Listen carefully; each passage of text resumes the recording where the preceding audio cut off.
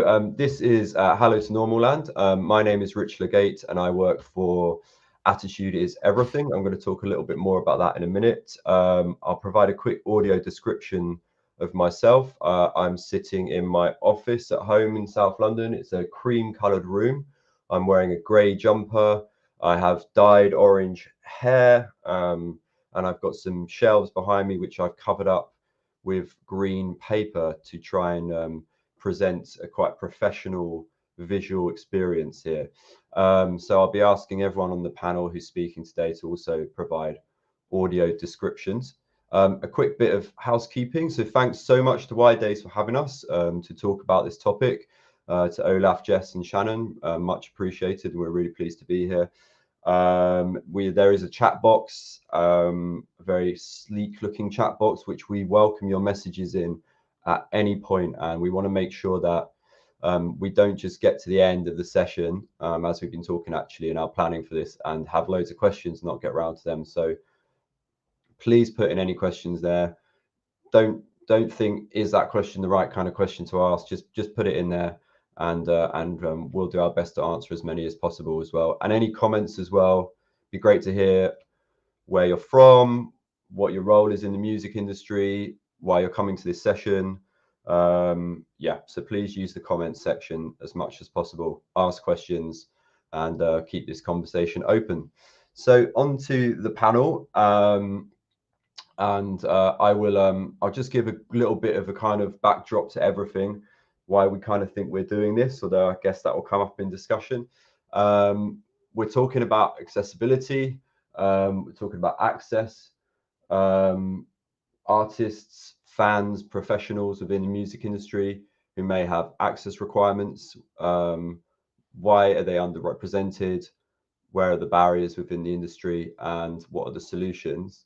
Within the UK, there are approximately 14 million disabled people, and I think it's worth remembering that, like, even within that group of people, you've got about 50% have mobility impairments, and only around 70% are wheelchair users. So we're talking about a huge range of people here with different health conditions and impairments that have vastly different experiences of the music industry. So it varies massively. It's a hugely diverse group of people. And my organisation, Attitude is Everything, are a sector support organisation. We've been going for 21 years. And our role is to work collaboratively with the music industry to enable disabled music fans, artists and professionals to be involved in the industry and succeed and fail equally to their peers. And we do that through a variety of practices that might come up today. So yeah, I will now give our great panel a chance to introduce themselves, and I will hand over, we'll go round the room, so to speak. So I will hand over the baton to Ali. Morning, Ali. Morning. How are you doing? Thanks for that, Rich. What an amazing introduction, and very informative as well to say why we're all sat here at 9:30 on a Friday morning, which I'm super excited about. I'm super excited to be alongside all these awesome people. So yeah, it's really cool for me every time. So yeah, I will do my description. So I'm sat in my room, in front of like a white sheet to try and make it look, well, to cover the mess, to be honest. I've got short brown hair, like a long fringe that flips to the side, eyeliner on. I've got a choker and earring, like dangly earrings that match, and I've got a leopard print top on. And that's about all you can see. So yeah, and so just a little introduction really. I am part of a band called Idealistics. I'm the vocalist. I have been doing quite a lot of raising awareness of what it's like being a musician and an artist in the industry with a disability. I have had quite a tough time of it with the industry. So I've pretty much hopefully heard it all in terms of what can be said. So I wanted to take my experiences and kind of help other people with them and be able to change the mindset of the industry so that it's much more inclusive for everyone. So yeah, in terms of the music, we are like a prog rock trio. No, there are 4 of us now. We've got a new bassist because I can't play anymore. And we've released EPs, singles, but we are just demoing an album, which is super exciting. So been busy working on that. That was like the lockdown project. So I'm super excited about that. But yeah, I think that's the lowdown. Nice one, Ali. Great news about the album. And I like Rog. I think that's a good genre. It's a new genre. Thanks so much, Ali. Great to have you here. And over to Amber. Hey, Amber. Hi, how you doing? Very well, thank you. Yeah, joy at 9:30 in the morning. So I am sat in my living room at home. I've got a plain background. I've got a ginger, messy, curly bob with a black sweatshirt with kind of puffy sleeves. I'm the director of FMLY Agency. We have been set up for 6 years. We've got 156 artists on our roster. We cover everyone from Africa Express to De Blonde, DJ Jose, James Lavelle, Goy Gombani. We have all sorts of different needs on our roster. So I'm here to maybe answer some questions and maybe learn something myself. We also have a management company as well that we set up a year ago, and we've got 4 artists on there: Joanna Jones, Fatima, and Petit Noir. Great, thanks so much, Amber. Great to have you with us. And Emma, whose artist name is Emzae. I'm going to flip between calling you Emma and Emzae, but you could decide if you like. Okay. Yeah, thanks, Rich. So I obviously release music under the name Emzae. I've been doing that for quite a few years. It's kind of been a journey, but I properly started releasing, fully and playing live and stuff in about 2018, something like that. I also I got diagnosed with ME when I was about 14. So that's a part of my life. So is mental health. I have OCD as well. So my sort of more of my expertise is kind of like in the invisible illnesses and stuff like that. And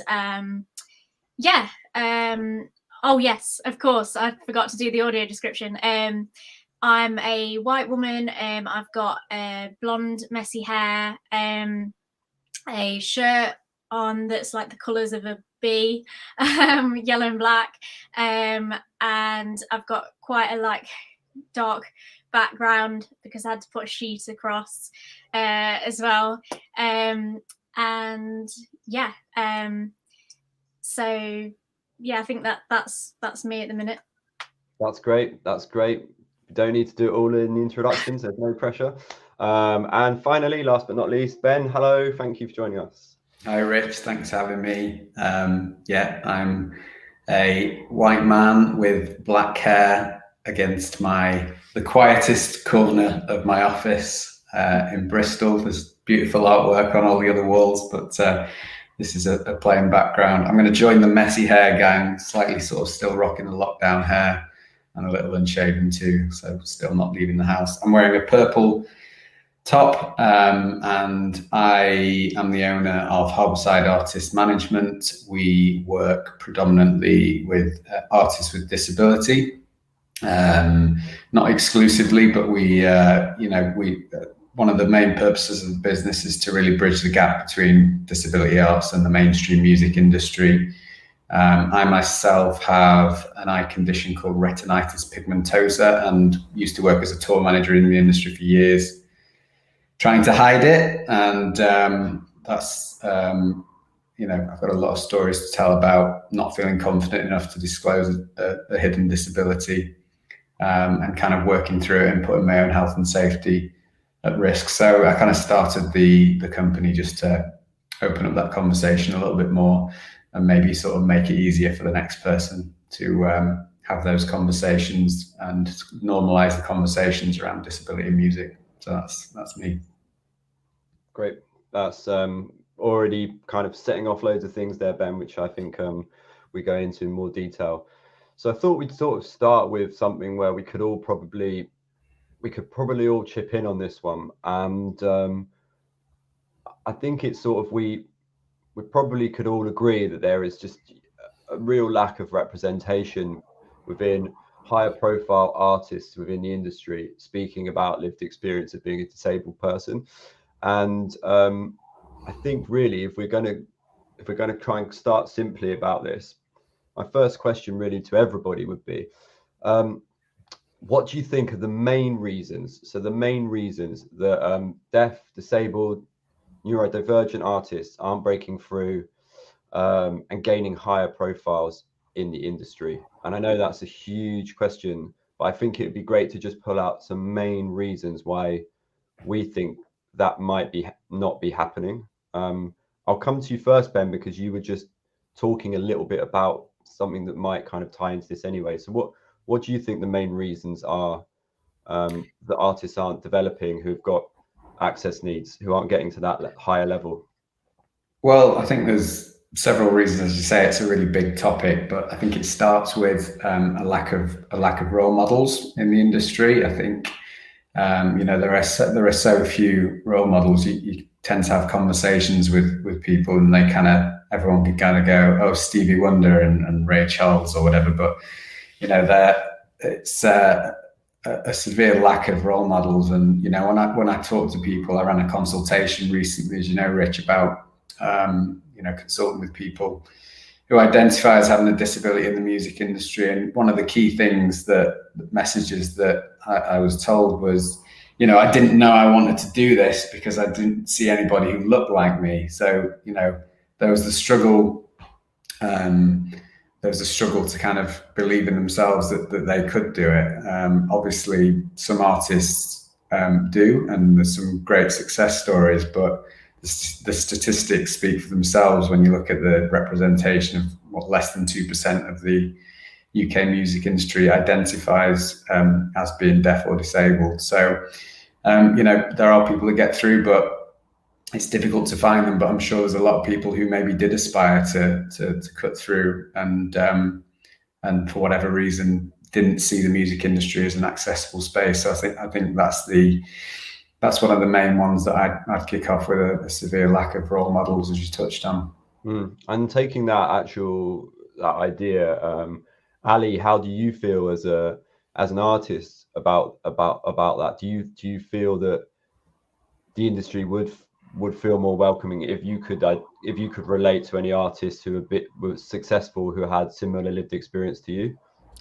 Yeah, I think definitely. I think I would have really, really liked to have been able to talk to someone or people, even better, who could help with their experiences. And I think what particularly stood out to me is I was speaking to an artist, which obviously I can't disclose who they are, but they deliberately told me not to talk about my disability, that it was a weakness, and that they had a disability that they've never told anyone about, and basically told me that I would only get to their position in the industry if I was quiet about it.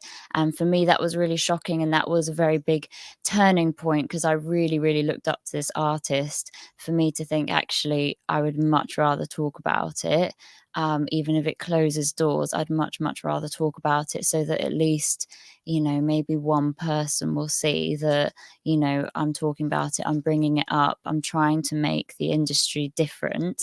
And hopefully they'd be more encouraged to, just pursue what they want to do in the industry, and they wouldn't feel like there's no one else there.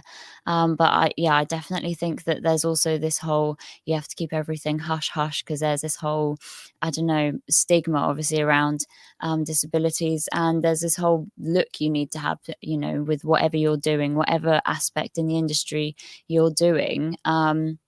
there's a lot of the time you have to fit into a box, and if you don't fit into that box, you have a lot of doors closed on you, and that's what I struggled with for a long time. Yeah, so I think that sort of builds up reason number 2. So, you know, if you don't have role models or people being represented who are disabled people, you then also have a stigma and a fear of actually identifying that way within the industry, which is something that my work at Choose Everything, when we did our research in 2019, so we did some extensive research with about 100 artists, and one of the main things that came out of that was the stigma around sharing that element of your identity. And I say element because, like, we are all many different things. When we talk about a person who is disabled, we're talking about somebody who has many other factors going on with them as well, and I think that's important to remember.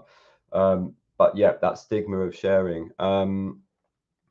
Amber, from somebody who works with multiple artists, you're involved in like the process of bookings and riders and looking after artists day to day. What do you see, even hypothetically, if you haven't worked directly with many disabled artists, where do you see what might be the main reasons we just have a lack of representation? One of the things for us, or for me certainly, is to try and encourage people to be honest about their needs. When people join FMLY, we ask them all sorts of questions about what they need, what their riders are, all sorts of things, and it's much easier for us to be able to help them tour in the best way possible if they can be honest with us. And I know it's something that's not particularly easy for people to talk about all the time, so we've spent a lot of time trying to make it an easy question for people to answer, and once we know, we can then work with, you know, different venues, different people, different ways of actually helping people tour. So people who have issues with their hearing, who potentially don't want to tour all the time and maybe can only do one show at a time. So it makes our job a little bit easier, and also then makes their life a little bit easier because we're doing it in the best way possible for the artist. Yeah, and I think that those considerations may not, well, they aren't consistent across the industry, and they really vary. I think based on the attitude of whoever's in those positions, you know, liaising with the artists. Obviously, like yourself and Ben are really motivated. Like you're already actively seeking out like what the requirements are of artists and like willing to learn. So Emzae, I'll come to you now as an artist like Ali. What are there any other reasons you think that the artists with access needs aren't getting to that higher level? I think there are quite a few reasons, really. I think it's probably quite kind of interwoven, all the different reasons. But I would say, obviously, from my perspective, I'm an independent artist, and I obviously haven't like broken through yet, but I can see sort of like the barriers that are in my way, if you know what I mean. And I would say that there's a lot of things. So, for example, I feel like the industry and the creative industries in general, but also the music industry, it still has quite a unhealthy culture of like encouraging overworking and you know, exhaustive touring and really long hours and loads of commitments to different things. And you feel like if you have, so for example, for myself, I wouldn't be able to, I look at artists you know, when they post their tours and their list of dates, and I know that I wouldn't be able to do that, you know, like do so many in a row, and you sort of feel like you're not going to be welcomed because you can't do enough for people. And obviously it's such a there's so much competition and everything, and you think like, I don't necessarily want to be like signed by major or anything like that, but like if you do want to be, you're kind of thinking like, well, I'm going to have to basically not tell anybody about anything, and I'm going to have to, you know, do everything that everybody wants me to do. And, you know, more besides. And it's kind of like, almost like, it sometimes feels like it's your a tool to generate profit, and so it's like that first and then health afterwards. Otherwise you don't get a look in. And I think another thing is that to get opportunities, there's still a massive focus on like networking and like, let's go for a coffee, or let's go for lunch, or let's go for a drink. And often still I feel too much focus in like the big cities as well. And so I'm from Derby, and there's really, you know, obviously everywhere's got a local scene, but there's no like, it's not like a hub of music or anything, which means that in order to sort of do any of that like networking and stuff before the pandemic anyway, when it started to become, you know, more remote, which I'm sure we'll talk about later, it, you know, it would mean traveling by train to everywhere. And despite, you know, obviously there's like the monetary spend of that, but everybody's got that problem. It's like, you know, I don't think people sometimes realize that a lot of traveling can be like exhausting and can be something that we can't necessarily handle all the time.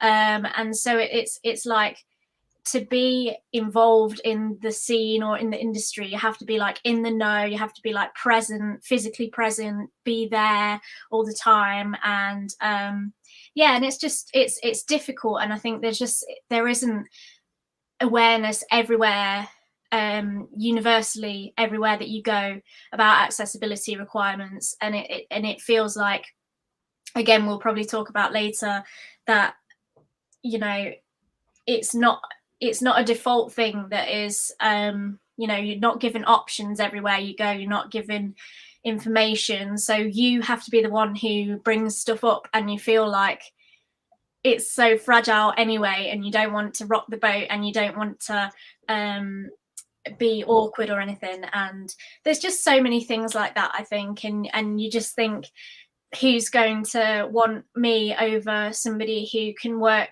so many hours and like put in all the time and travel the world and whatever. And yeah, there's like, I say, there's a lot of things, but maybe that's just touched on a few of them. So yeah, and I think now will be good to actually go focus, like you said, a bit more on like the issues with touring and the sort of the live element, which is such an important part of like an artist developing and being able to get their name out there. Ali, what's your experience been like playing live shows to this point in your career? Well, yeah, Rich probably knows I've had quite a rough time of it with trying to get gigs organized and stuff, but for so long, venues, people putting on the shows, promoters, all of those lovely guys, they would literally turn around and say that we won't have you in the venue, or, you know, have your band on because you've got a feeding tube, and it will deter audiences from the venue, from the rest of the show.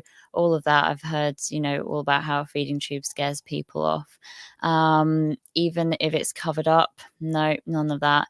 And to be fair, I just, you know, I made a point of not covering it up, because I'd be like, well, you know, you can't handle this, and I don't want to play, which was, I guess, one way of looking at all of it. But it did definitely mean we went through a long period of time in our career where we didn't get any live shows. Thankfully, things are starting to change. I'm starting to be able to get through to people. We are able to book, you know, some live gigs, but even then, there are still so many. I would like to be playing a lot more, obviously, without COVID issues. I would like to be playing a lot more than what we currently are, just because I speak to so many people and they go, no, absolutely not. I've literally spoken to some like major promoters, and they said to me they would absolutely never represent me, or the band or anything. So I'm just hoping one day we can maybe put on something and I can go, actually, yeah, that's, you know, you can represent someone. like me, and it's not, you know, the end of the world for you guys. It's just such a, I don't know, it's such a toxic and awful attitude to have in the industry, because if it's happening to me, it's going to be happening to other people, and that's what really, really breaks my heart, is that it will be, you know, going on everywhere all the time, and it's just what they're willing to say to your face, the way they're also willing to talk to loads of other, you know, because everyone's kind of networked, and they'll go to other promoters and other managers and labels, so it means, you know, it closes doors in other aspects of our career, and I literally can't get anything done. And then obviously now COVID's thrown like, you know, a whole new barrier. And I was discussing this, so I'll touch on it with Rich, where things are starting to open up and people are getting super excited. Obviously, everyone's being cooped up, but no one's thinking about the artists who can't just go whizzing back out, who, you know, for, you know, their health reasons, you know, they don't want to go out because it's still not, you know, 100% safe, or, you know, it's just a lot to deal with. I mean, there's all sorts, loads of different sides of it. And for me, that's quite frustrating, because it's like now people are putting themselves straight away in the spotlight, and people are remembering what it's like to go to gigs. And if you're missing out on that opportunity, it feels like you've been forgotten about, like, immediately. You know, you haven't gone out and played. Yeah, okay, I'll just like touch on that, and then yeah, so, but yeah, basically it's just so difficult right now. So yeah, tough times for live gigs and artists that are trying to get them sorted. I think a good networking plan and people with lots to ask, and I think you need to make sure you ask artists what they need, without artists constantly having to tell, you know, what you need to be live, and then, you know, venues and whoever else later on going like, oh, actually no, we can't do that for you, so we just won't have you play. It definitely needs to be a flipped around attitude, where they're willing to do whatever you need to make it accessible for you. So yeah, I think that's really important for live shows. Yeah, and that, I mean, that's horrendous. Like what you've been told, it's a horrendous attitude from those specific promoters who've said that to you. It's all, I suppose, coming from a place of like just not really understanding, having never really worked with different artists before, and not having any experience of that working out in a positive way. Which yeah, I suppose is all a bit of self-fulfilling prophecy. Amber, when you hear something like that, how do you feel that like artists can, or yourself can, kind of fight those assumptions, and I suppose present any sort of access needs in like in a way that doesn't let it get to the point of like someone making huge sweeping judgments like that? It's really, really disappointing to hear. It kind of breaks my heart. I guess we're in a slightly luckier position, because we represent over 100 artists. So the promoters we work with, I guess, probably deal with us a little bit differently, which is in itself also really disappointing, because we are you know, just because we've got leverage in other artists doesn't mean we should be treated any differently. We've spent quite a lot of time sort of trying to work with promoters and pick and choose promoters who we know are much more open in this situation, because we work with a lot of promoters from right at the ground all the way up to your really big promoters like, you know, AEG and people like that. And I feel like it's something that we need to work with them to open this up to more people, because I don't understand why this should happen. Why can't people with disabilities play? What's the difference? If people want to listen to the music, people want to listen to the music, and there shouldn't be one person who can make that sweeping judgment that says you shouldn't play. So yeah, I mean, I can only sort of, for us, I would champion as many people as we can, you know, put as many people forward who have disabilities, you know, just try and get everyone to have the same representation as the next person.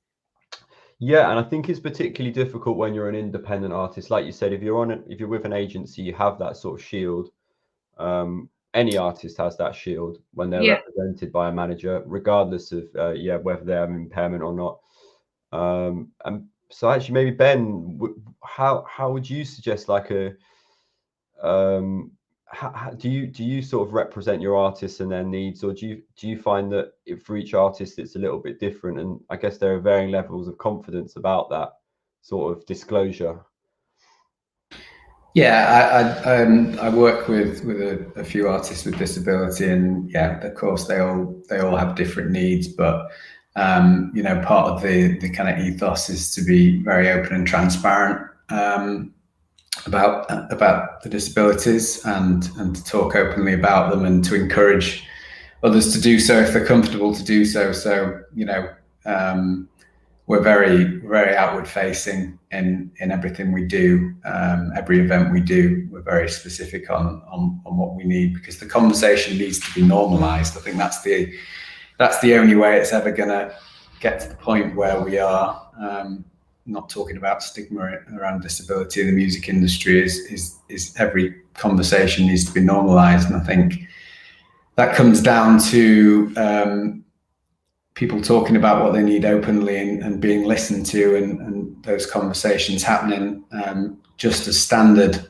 You know, we've talked about, Amber talked about representing their artists and trying to listen to them and taking what they need, and we need others to do that. We need the top agents and promoters to do that, and to listen and to normalize the conversation. I'm sure there's stuff we could talk about later about disability riders, etc., being commonplace and being normalized. But for me, dialogue and conversation is the first stepping stone to a sort of brighter future in this space.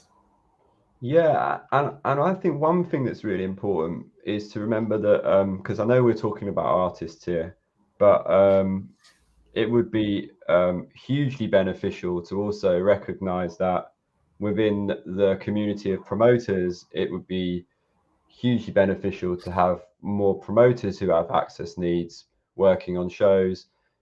Evidently, a project that's parallel to mine at Attitudes Everything, called Beyond the Music, is working now with aspiring professionals and people who want to work in the industry, but not as artists. And I think that would be one way of, because I always think when you say normalize the conversations, it's great to think of like what the practical steps towards that actually are. And I think actually more people working in the industry who have lived experience as well, it would be massive. We don't want, I don't want to treat promoters and everyone on the other side of the fence from artists just as like potentially couldn't be disabled people, if you know what I mean. It's that would be a really, I think, an influential thing into normalizing that conversation and these topics. Emma, what do you, if it's all right, how do you often disclose that you have like access needs before playing a gig, or even just like online when you're talking on socials and stuff like that? So I talk pretty openly about my sort of conditions online. So I like to. I feel like, I don't know. I feel I like to, not that I like to talk about it, but I feel like there's definitely a lot of stigma that can be broken down about things by talking about it, and other people can be helped. And other artists have talked to me at times who have had similar experiences or have similar conditions, or or might think that they do, or or who've had similar experiences and come to talk to me. So I think that's really important to me. In terms of the gigs, I'm trying to think, but I don't think I've ever really mentioned.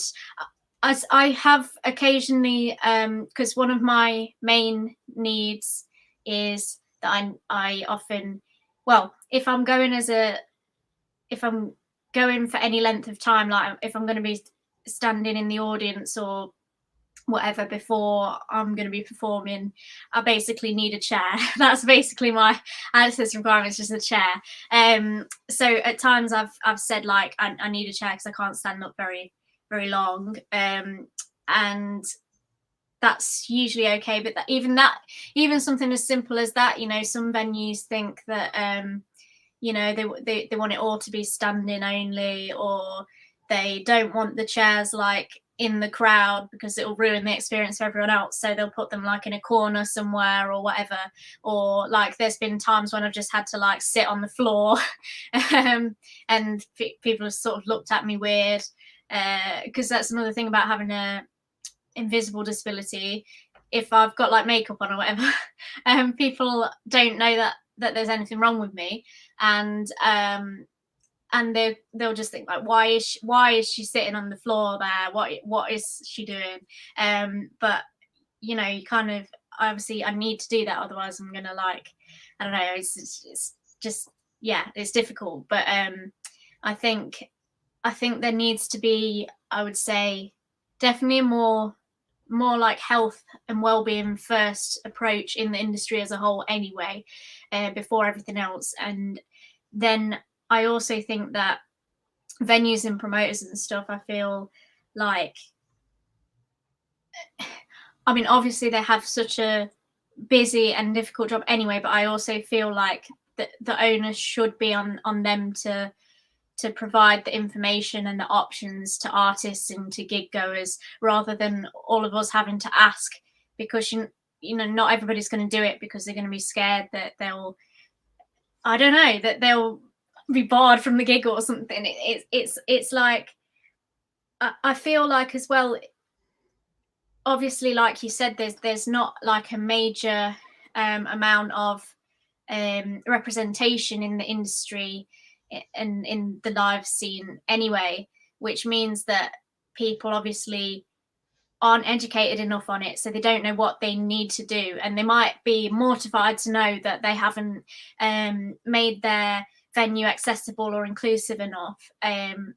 But I also feel like, you know, things like this, we need to keep doing them, obviously, because, you know, hopefully somebody watching this might think, well, I need to look into all the different things that I could offer. And I think it's just about like sort of just sending out like default information to every performer or gig goer, like by an email or something, just with information on you know, access details and you know, giving you options of, like we were talking about a disability rider a few minutes ago, and one other thing was obviously because we're opening back up now, really related to the discussion about, you know, feeling so left out as a clinically vulnerable artist compared to the healthy artists who are going out there and just going back to normal, going around like indoor venues and stuff like that.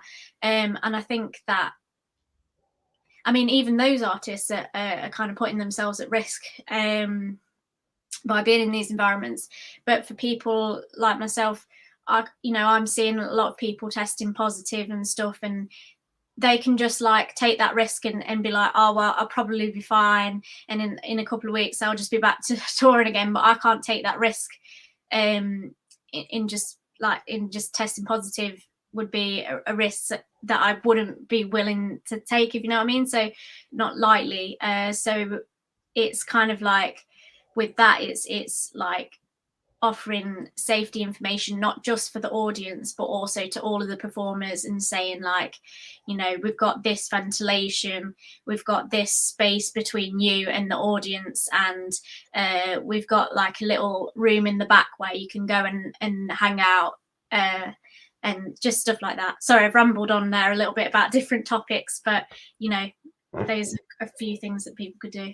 It's all good. It's really worth talking about. Let's keep talking about that reopening and the situation. I heard from an artist last week, actually, quite a high-profile artist who I had not connected with before, with a long-term health condition, something I didn't know about because they've not spoken about it publicly, and they're saying to me they're kind of worried this might be the end of their live career right now, because the next few months are they're just not going to be able to play the gigs they've got booked.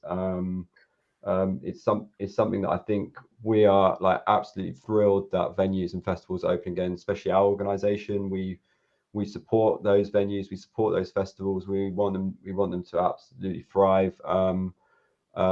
But it is concerning, that it's concerning that there are there are artists sort of on the sidelines at the moment. And I suppose what feels sort of frustrating about it is you feel sort of helpless, really, because the doors have been thrown open, but yeah, it's the steps that, like, what can be done. And I think information and like presenting a clear option to artists about what the spaces are. Can any environments be in a venue be moved around? Are there any other options for spaces you can use? You know, if we are to slightly pivot the conversation now to like practical things that can be done, Ben, how would you feel about that? That, you know, the situation with artists is still not, I was going to say feel, but feels the wrong word, who are vulnerable to COVID still. The environments that they have to work in are not safe. Do you think that there's anything that can be done in that area to bring those artists off the sidelines now? Well, that's a difficult one, because obviously if they are vulnerable, and obviously COVID is still a real thing, then there aren't many adjustments to make that completely safe. You know, it's a sensitive topic. What I do hope is that the industry learns a little bit about you know, how the last 18 months have gone, and it takes a bit more of a fluid approach to online. You're right, Rich, we're all delighted that live music's back and it's the lifeblood of the industry, but you know, the disabled artists I speak to do feel that it's been a bit of a leveler for them the last 18 months, being able to perform online, and not just that, being involved in every meeting. I think as Emma and Ali said, you know, it's the strain of the travel on the mental health and the you know, the fatigue issues that come with it have meant that you can't do that networking thing of going out and going to all the meetings in London, etc. But the fact that everything's been on Zoom, suddenly there's a bit of a level playing field. And I hope with live, there's a bit more of a hybrid approach to that, and that online gigs, although people will sort of say some of them suck and there's been too many of them, I hope they still exist, and that we can find a way to you know, blend that into the music industry a little more, and then hopefully once the virus has sort of gone away, you know, the vulnerable artists will feel more comfortable getting into the venues as well. Yeah. Anyone else? Any other comments on reopening and that area of things? One of the things that I think you should be able to do is ask for a risk assessment from the venue. So one of the things we're asking for certain artists is a COVID risk assessment. So what are the challenges within the venue? What are they doing to negate the challenges? You know, how can the artists do anything as well? So I think that's you know, if people do want to play and they feel that there would be a place for them to play if they could take some other steps. So asking venues for risk assessments, asking the promoter for risk assessments is a really good way forward. Yeah, great tip. And on that subject, we've had a question about access riders. What sort of thing would you ask for to be included in a disability rider? Ben, I know you've been plugged into that kind of stuff, so I'll come to you first. Yeah, I think access riders are important. I think my argument has been for the last part of this consultation that I've run, that access riders shouldn't just be for artists with disability. I think they should be across the board. I think the more touring parties allude to access needs around disability, the more normal the conversation becomes. You know, imagine the power of Ed Sheeran's tour party having a disability rider, even if there's nothing on it, but it's been submitted to venues, and everyone just being aware of, you know, so that when people do have needs in a touring party, and there's bound to be, you know, for a tour of that size, obviously there are going to be people who do have access requirements. But, you know, I've seen venue managers roll their eyes and a last minute access request or whatever, you know, because they see it as additional work and not just part of the job to deal with any issues that come up around disability on a show day. So I think it'd just be a huge step in normalising the conversation for everyone, not just artists with disability or people with touring crew, but everyone. And you know, there's plenty of things that those riders can cover, and you know, just encourage the conversation, and people just need to be more prepared to make adjustments instead of seeing them as this kind of extra thing on the day. Yeah. Takeaway 1, expect people with different access needs to come to do things in your business. And that means something we're doing with Independent Venue Week next year. We're working with all of their promoters to just simply ask that question of all of the crews and artists that they're booking for Independent Venue Week. Ali, access riders, any more tips for using those? Do you use an access rider? If you didn't, would you? Yeah, no, I definitely do. Just kind of, as Ben said, I feel like they should be used also just to kind of normalize it.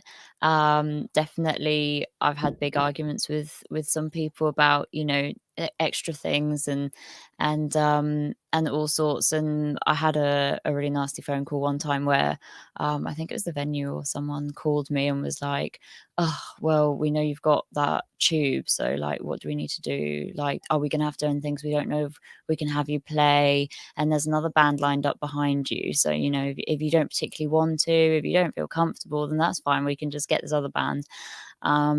And I was like, that's such a bad attitude. You came into the phone call trying to kind of discourage me from playing because you were concerned that you're going to have to put in something. But like the other bands were putting on like really, really specific things on their riders. Like, you know, when people put on like really specific drinks, you can only have this, you can only have that. And it's like, yeah, that's okay. You'll run around like the bar trying to sort something out or whatever. But you can't, you know, just make sure that, you know, access needs, which, you know, are just should be default, you know, you can't get those arranged. So I definitely think that they should be used, and as Richie said, you know, you'll be working with venues and stuff next year, and I think that's really great. I think just normalizing it, talking to them about it, so it's not such a big thing. Like sometimes when you bring up these things, people are like, oh my god, access needs, wow, what scary words. And it's like, no, this is all going to be normal one day, just how a rider is a normal part of the music industry. It should be normal to put in these access requirements for different artists, and it shouldn't be this massive thing for people where they just think it's way extra work that doesn't need to be done. They seem to think it's optional, and it's just not. It should just be part of it all, like a drink or whatever. Yep, absolutely. It just having it, even if you don't fill out those details. And one thing I wanted to say is that I'm not suggesting, and I'm no expert in all different health conditions and impairments that exist. No one would expect a promoter, a booker, radio producer, whoever is in the industry, interface with artists. The disabled person is always going to be expert in their condition, like absolutely expert. So it's okay to be like, well, what if we did something like this? Or would it be okay for you if we, you know, X, Y, and Z? Like, that's great. Like, don't be afraid to actually ask the questions. Let the other person tell you what they actually need. So that's a little tip I'd offer. With 10 minutes to go, this is the last kind of shout for any questions and comments. We will do some quick fire as we've definitely rattled through all of this. So I'm mindful that if you have any questions or comments, if you're an artist or someone who works in the industry and you want to ask that now, then please do. We'll keep chatting, but if I spot a question, I will come to it as quickly as possible. Yes, so back to the discussion, talking about practical steps that people within the industry can take. Has anyone got any? I wanted to talk a little bit about celebrating like good examples of like accessible practice. Just if any good experiences, any venues, promoters, any people within the industry who think are doing really good things. Has anyone got anyone to shout out or rep? I think it's important to say, I mean, I probably wouldn't name specific people, but it's important to say that some venues are really good.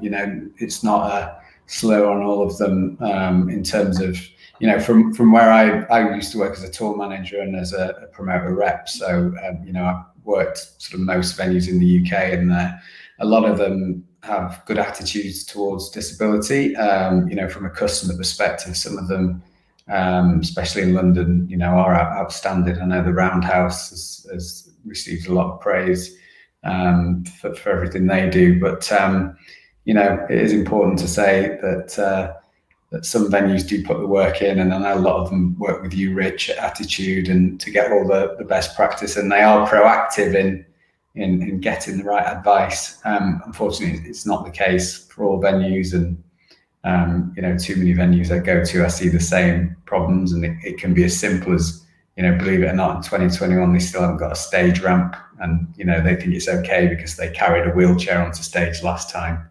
So they think, oh, we can just do that again, and they don't understand the everything else that goes with that for that artist with disability. It's not a pleasant experience at all. So you know, there are good venues, and there are some venues that need improvement. Yeah, I wouldn't go through and name them all, but there's certainly been some good experiences there.